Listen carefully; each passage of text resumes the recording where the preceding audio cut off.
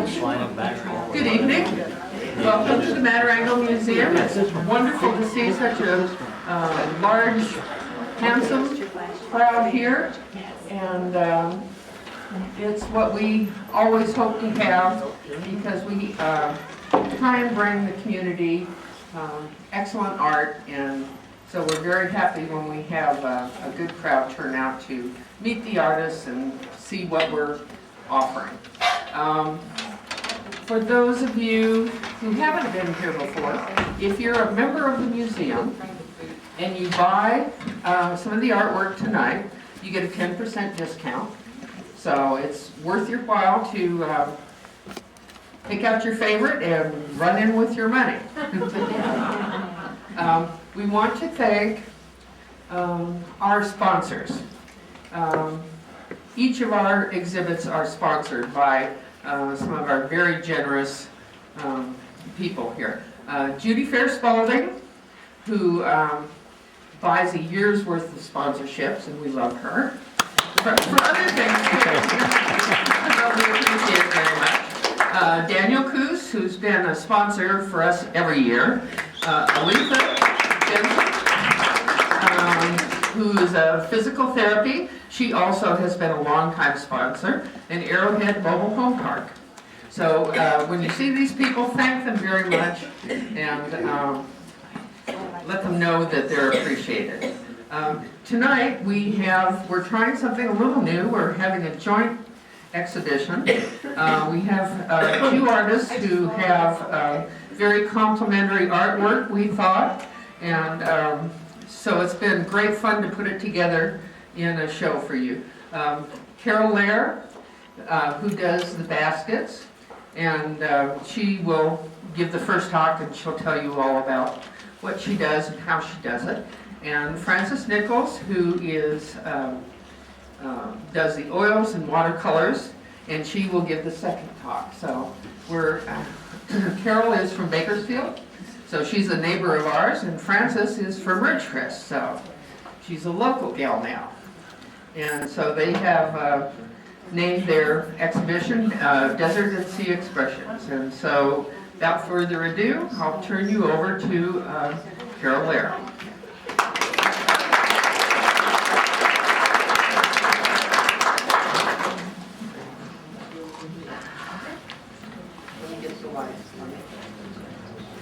Can everybody hear me?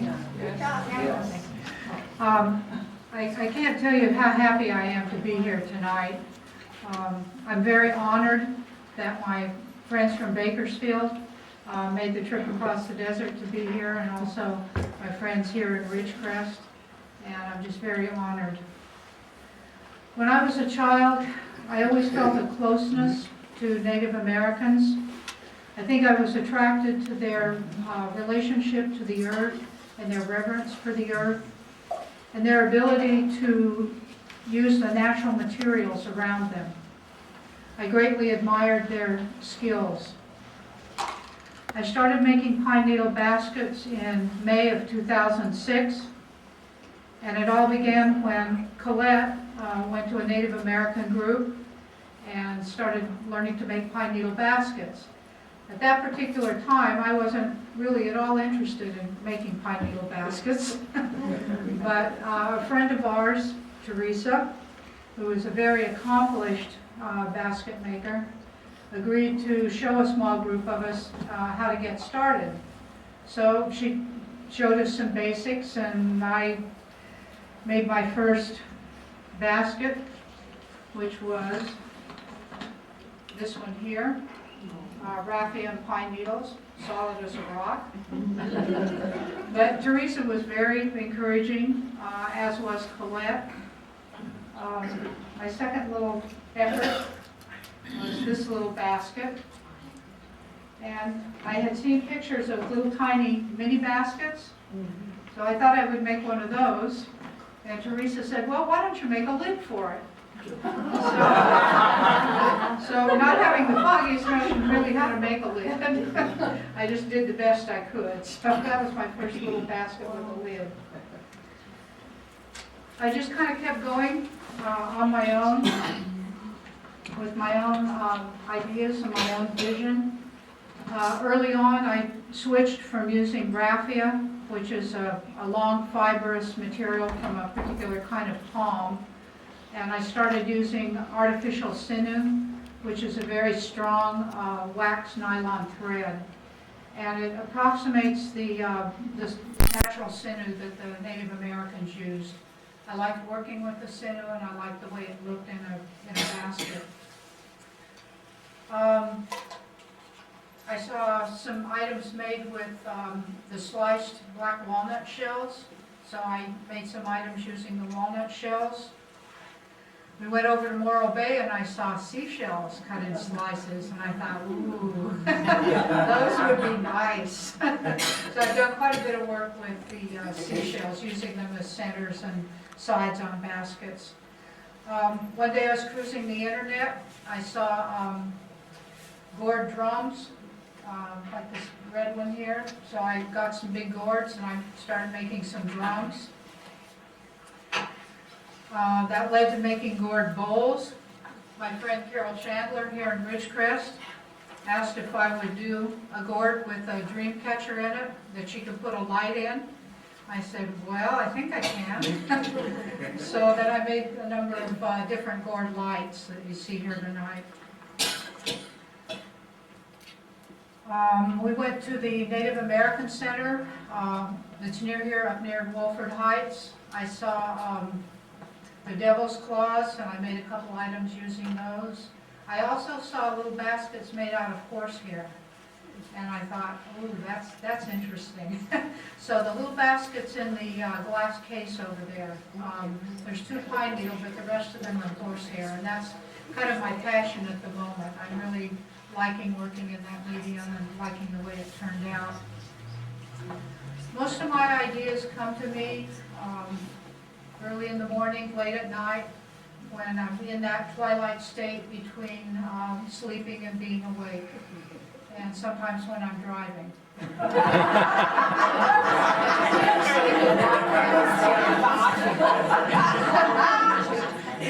I guess also sort of almost a sleep state. I never in life would have imagined myself as an artist. For me, the concept of artist has always meant somebody who could draw and paint, somebody like Francis, who can sit down at a blank canvas and create beautiful pictures like these. I have no talent like that. However, I do have particular, I think, vision, and I like to work with my hands. I'm a fairly new artist. 2 years ago, I entered a couple of baskets in the Kern County Fair. This last year, I entered 13 items. All of them won a ribbon, 5 firsts and 2 seconds, and some honorable mentions and a 3rd place. I haven't been an artist for a very long time, but I put in lots and lots and lots of hours teaching myself, reading, learning, trying different things. I think you can tell that I've tried a number of different things. I work every day. There's some project I have going all the time, sometimes a couple different things. So it's my passion. I'm retired now, and this is what I love doing. How I came to be here tonight actually goes back many years. In another lifetime, I was a social worker. Not always a happy time. And I traveled to every corner of Kern County that you could possibly imagine. But I always felt a special attachment to the Ridgecrest area and to the desert. It has a special energy and spirit all of its own that I just fell in love with. For years I came to Ridgecrest every month and stayed for 2 or 3 days at a time. I made lifelong friends here. I became acquainted with the museum and the work that they do in the community, and I became a member.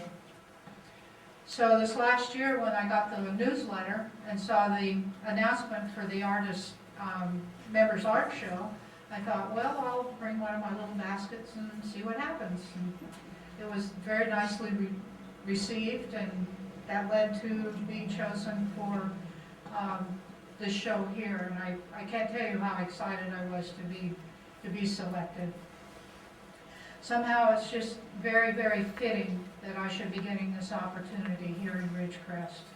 I'm very pleased to be here.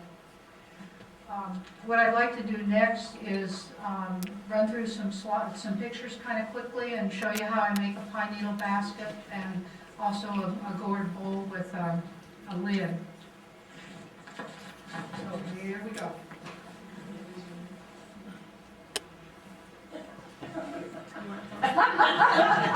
Well, that's just pretty much how it looks. This is our living room, actually. And I look out the big window there and sit at this table, and that's why I do most of my pine needle and horsehair basket work. There's a little cabinet where I keep a lot of my supplies. There I am, my dippy self, sitting at the kitchen table.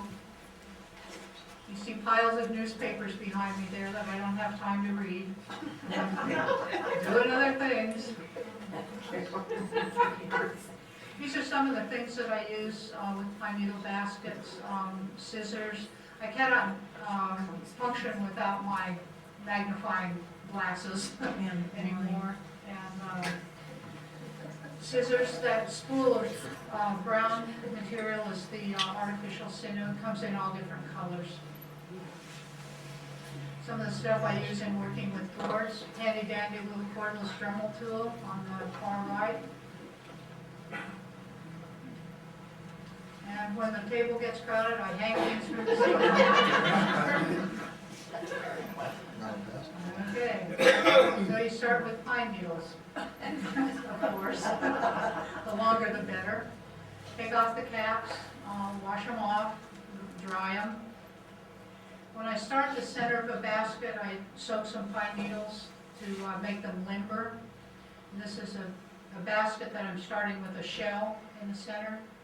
So you just start wrapping sinew around the pine needle and the shell.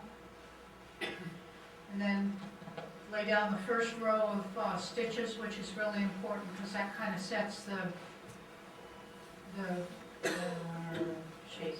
pace, the spacing for all the stitches that come after that. And you just keep stitching. You add pine needles as you go along. You can see the pine needles sticking out there at the top.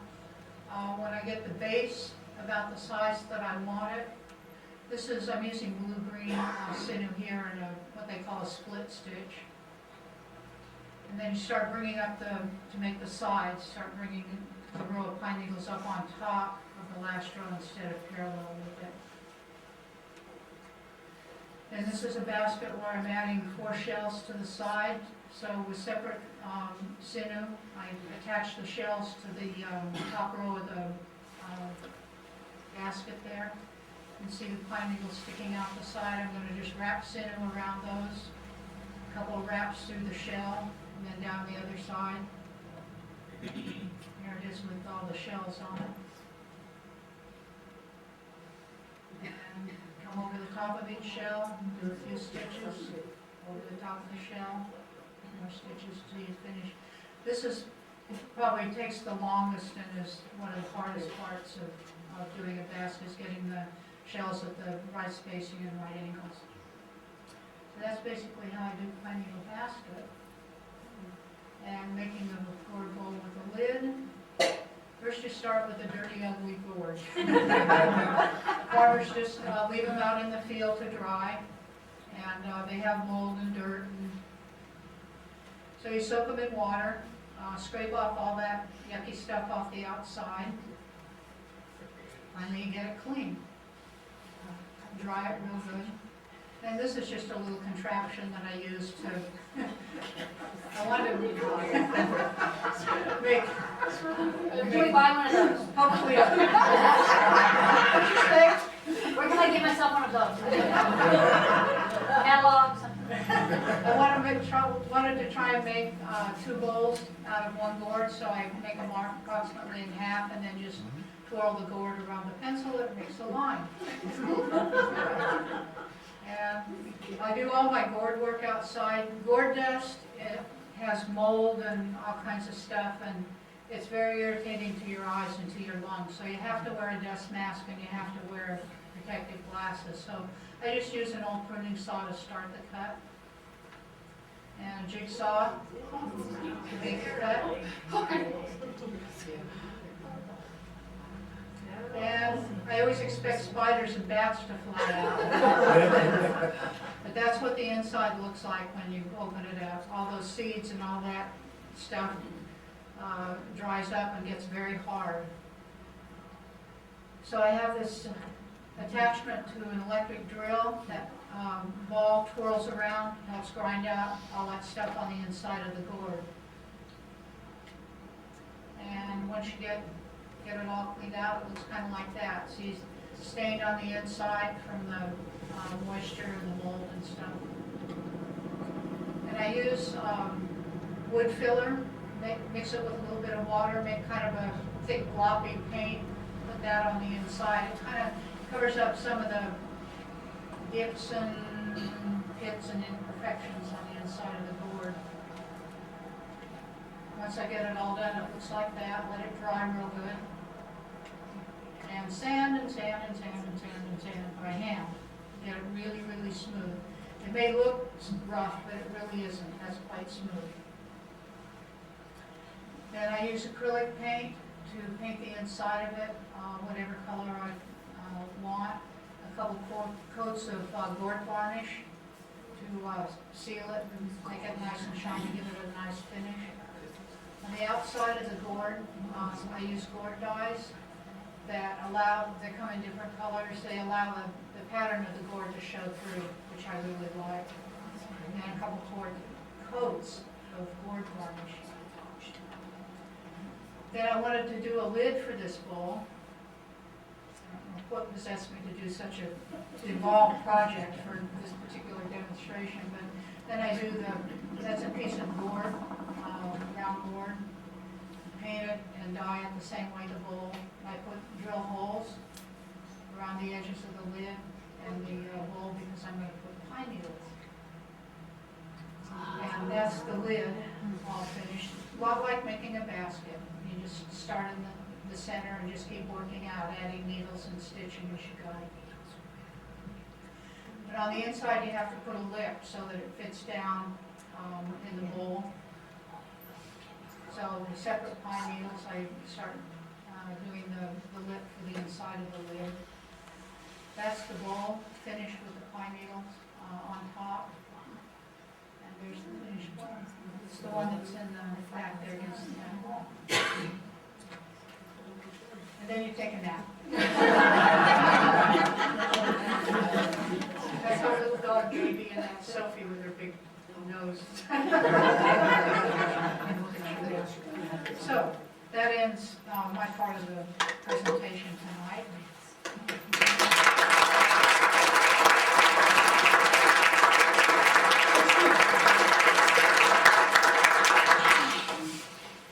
Thank you, Carol. That was very instructive and entertaining, and we appreciate it very much. Our next artist is Francis Nichols. Welcome to the museum. And Carol is, here I go again. Francis has a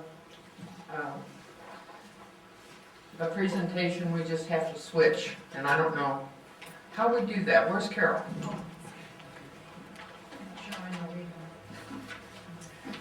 Did we lose Carol? He's back, Carol.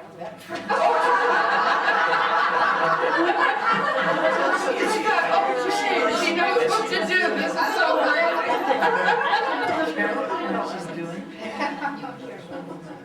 Carol! Please come in. Yeah. Did we find him? Yes. Somebody said he left. Rosie, he said the battery was dying and ran home to get one.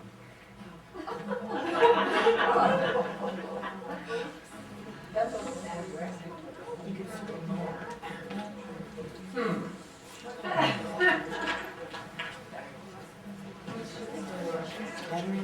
how to do this.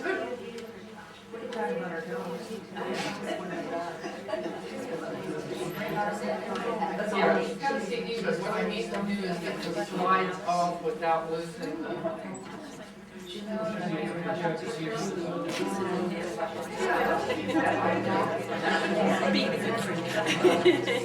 While we're waiting for the other Carroll, would, do any of you have any questions for Carroll on her processes or her art or anything? Yes. I'd like to know how many times off that sinew so that it doesn't unravel, or do you use glue, or do you use knots? I have used knots.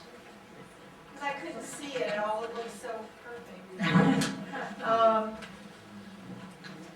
Because the stitching is real tight, sometimes I just snip off the ends of the sinew and then just put a little dab of what's called leather weld on, which is a really strong waterproof adhesive. That's what I wanted. Yeah, and especially around like the edges of a lid, or where I end the pine needles on the top of a basket, I'll use a little dab of leather weld to help hold that in place.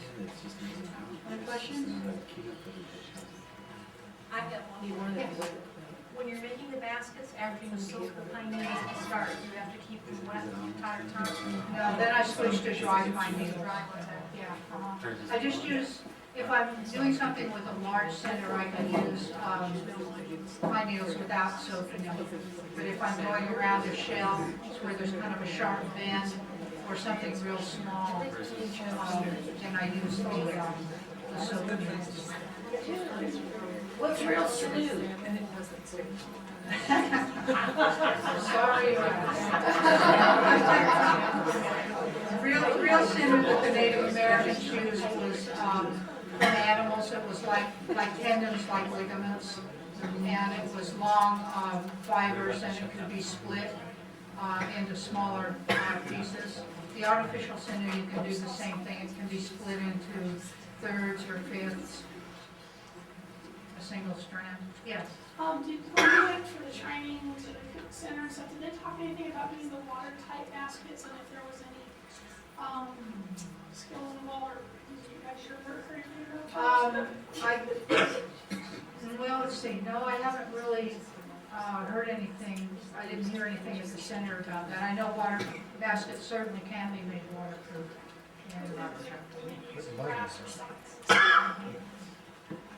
I'm just not familiar with how to do that. Yeah, any other questions? Where do you collect your needles? I collect some locally in Bakersfield or the mountains around in Kern County. Also, in the south part of the United States, they have the longleaf pine. They have very long needles. And I've ordered some of those from the internet and used some of those. I use, I try and use some of the things I find in my yard, seed pods and the little pods off eucalyptus trees and different things like that. Is there anything special you need for the horsehair? Oh, for the horsehair? The horsehair baskets are made with sinew. You can't, as you might imagine, add individual horsehairs. So I just start with a small bundle of horsehair and just stitch, and when I come to the end of that, I kind of taper it and then just start a new bundle just over the top of it, and overlaps maybe an inch, and then just keep going. I'm loving working with the horsehair. That I think is mane hairs. tail hair. Tail hair. Yeah. Once again, the longer the better. I don't go out and drop hair off horses. Most of it I've gotten off the internet.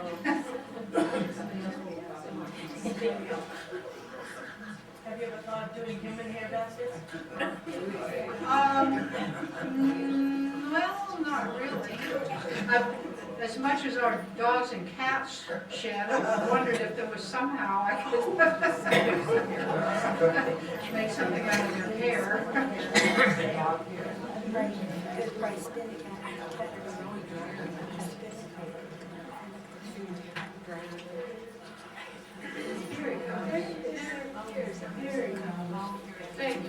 should have asked you that to begin with, so that worked out well, actually. And I'll just... Back on? Pull me forward. Okay.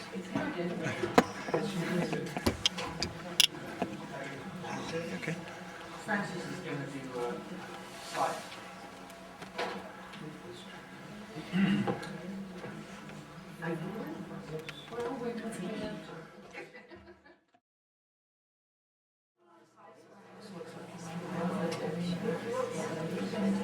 Okay, we have now our second artist for the evening, which is Francis Nichols. And Francis does these wonderful oils and watercolors.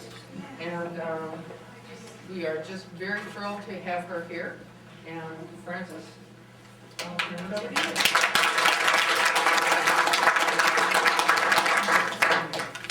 Well, I want to thank the museum for the opportunity to share my works, and usually I just see one or two at home, so it's a real treat to see a whole room full of them. And I'm also sorry I'm going second because Carroll's such a good speaker. He's going to be hard to follow.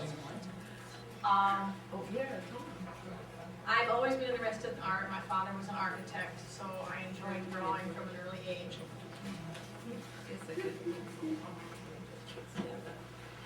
And I attended Mills College in the Bay Area and graduated in studio art there, cum laude, and then realized I had to earn a living and went to UCLA and teaching credential. And I taught art at University High in West Los Angeles for 34 years and taught drawing, painting, enhanced placement studio art. I've been a presenter for the advanced placement program, and I also am nationally board certified in studio art.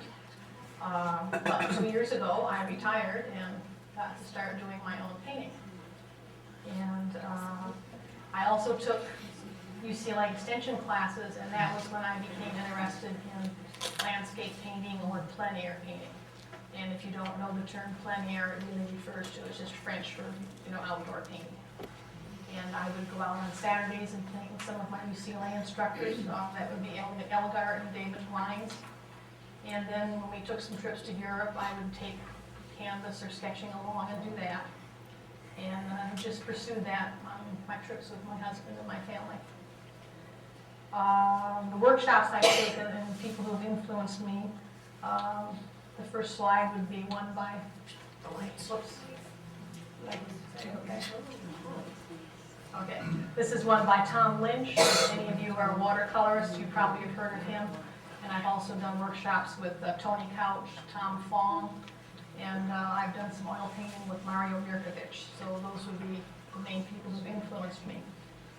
But the reason we have so many sea paintings and desert paintings is my husband has always been near the ocean and was a surfer when he was younger. So I've always done a lot of ocean paintings, and he grew up in Palos Verdes. And then he became interested in pursuing the early desert travelers. So we've driven the Mojave Road from the Colorado River over to the Soda Lake near Baker. Oh my God. And then, and I can tell you about the time we had a broken axle mount. Great line. He's taken me on some adventures. And he was interested in reading about Walker and Fremont and the routes that they took. So we've gone on some of those. And then he became very interested in Bill Manley and Rogers, and when they walked out of Death Valley, bringing the rescue to the stranded families there. So we've gone through Goler Wash and all of those areas. Now, when I went through college, unfortunately it was in the years when realism and figurative art were downgraded. They were out. So everything was abstract, conceptual. So I really feel I was born in the wrong part of the century, that I should have been born earlier, because I really have always been an impressionist. Now, Impressionism really developed in Europe with some of the advances in optics and photography, and they also developed chemically stable, vivid pigments that they were able to use. And from these, they developed new color theories. Some of these theories actually came from a tapestry maker. I believe his name is Chevreul, who discovered that when you put opposite colors together, you really got a pop effect in the tapestries.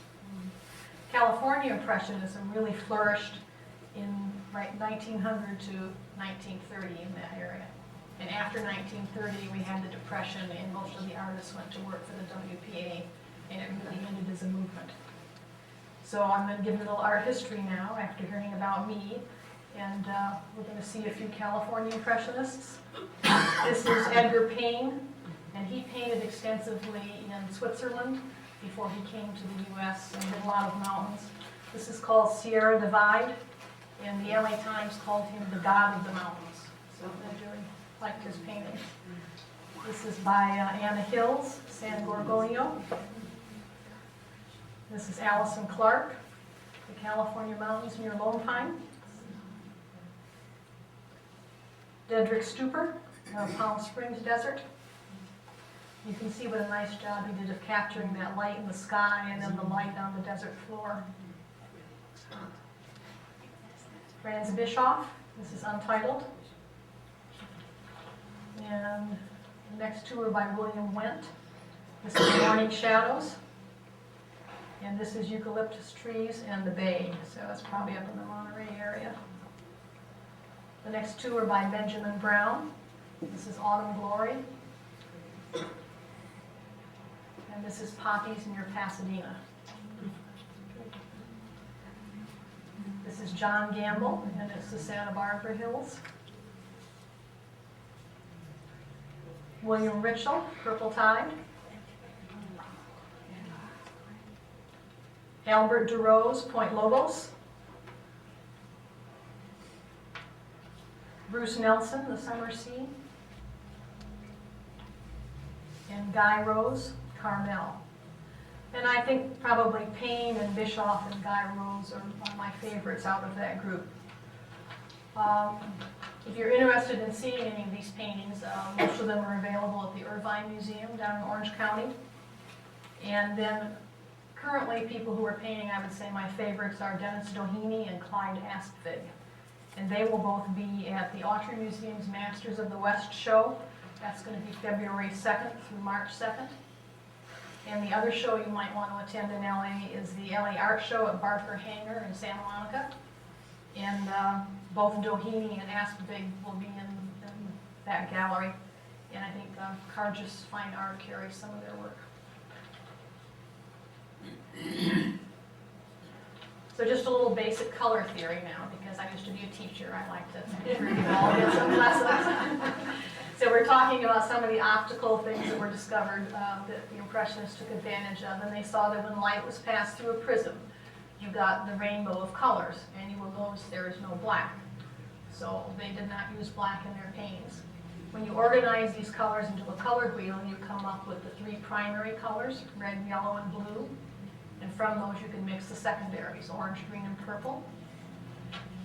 And what you want to remember most in the Impressionist painting is in general you will have the warm colors, red, orange, and yellow being used for your lights, and the cool colors, blue, green, and purple being used in your shadow areas.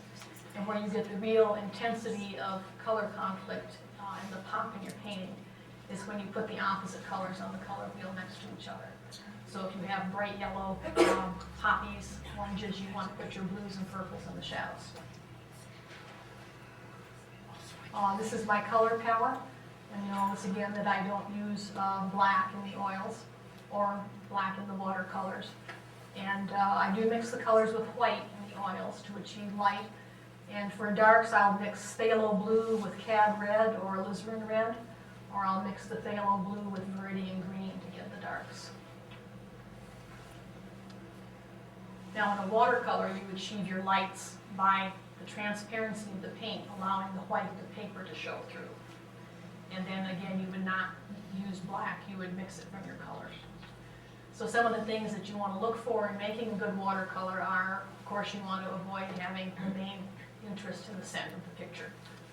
And then you want to have a focal point, and you create that by having your darkest dark against your lightest light there, and having the most detail at that point, the most vivid color. And in general, in a painting, you want a dominant color scheme, either warm or cool. When you mix them half and half, the painting looks conflicted. And again, variety in your brush stroke.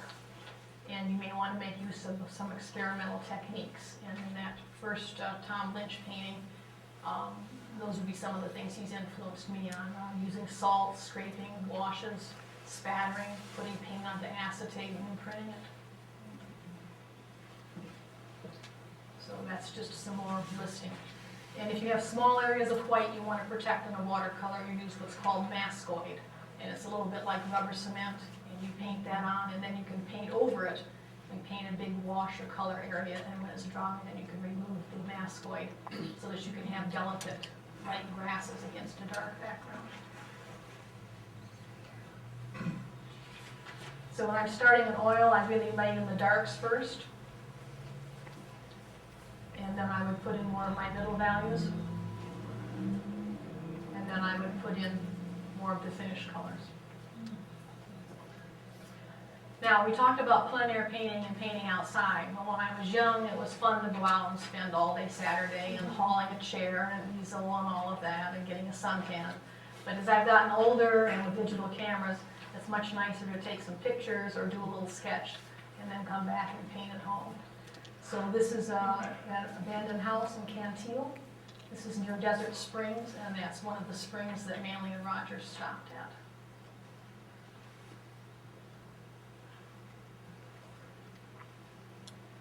This is the Whitney Portal waterfall. And then you can see it's really the role of the artist to change nature and give a personal vision. So the show before this was the wonderful photographs from India. And I noticed in her statement that she was very proud of the fact that they were totally unaltered. But in terms of being a painter, that's probably not what you want to strive for. What you really want to do is give your own vision or image of the scene. This is Poison Canyon. And you'll see sometimes I piece photos together to get a bigger vista. This is up in the Rademacher Hills.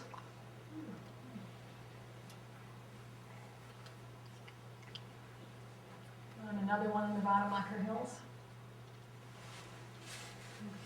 So when they're riding their ATVs in the dirt, I'm making them stop to take pictures.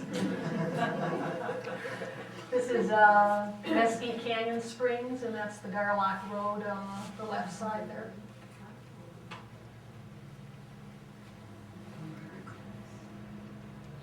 And this is that old stagecoach over at Ballarat.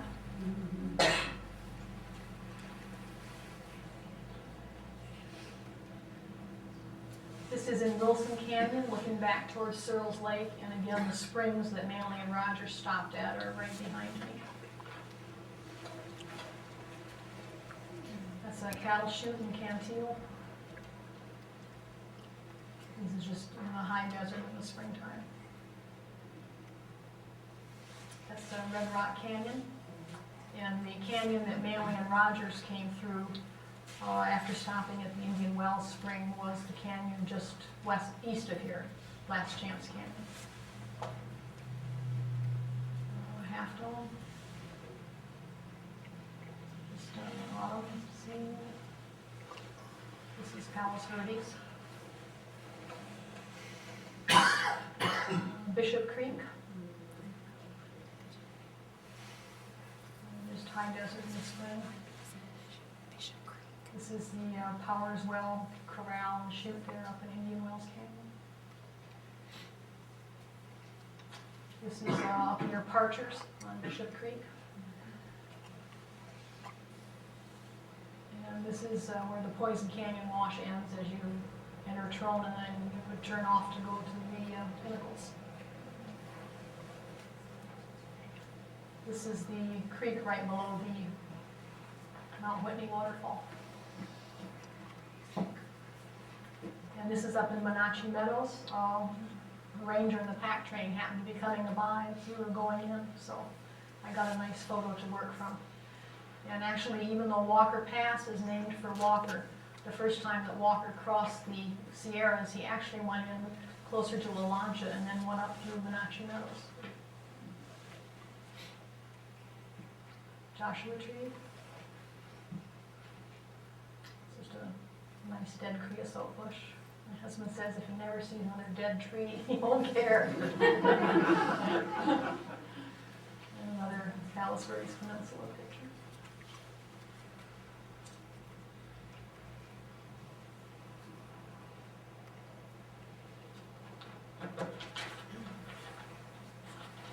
So that's basically my talk. And again, I want to thank everyone for coming tonight and for the nice opportunity to have a show with Carroll because her work is very much.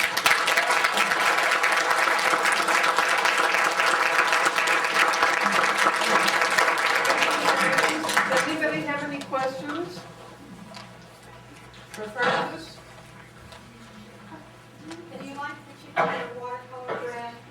Do you have a preference? Teaching in a high school, you can only I use everything from the pan watercolors to nice tube watercolors. I've got to say, I'm not particular. Same thing on paper. I mean, sometimes I paint on arches and sometimes I paint on strap more, so. Doesn't matter. What is it about the landscapes that appeals to you as a subject matter that you kind of I focused think on that so sometimes strongly? that I don't like people. I think I like, and there is a certain spirituality to the landscape and the distances.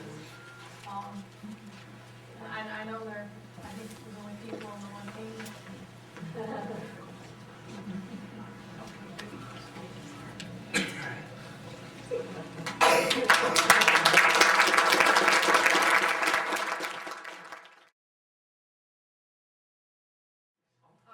I belong to a Native American drumming group called Dream Keepers, and she plays the Native American flute, and I drum.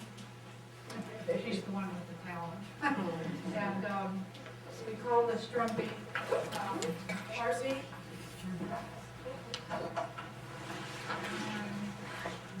It's the thing that unites all of us, and no matter what our differences are, no matter how different we look on the outside, the heartbeat is something that we all have in common. So I invite you to just relax, close your eyes if you would like, and just drift along. Just leave, yeah.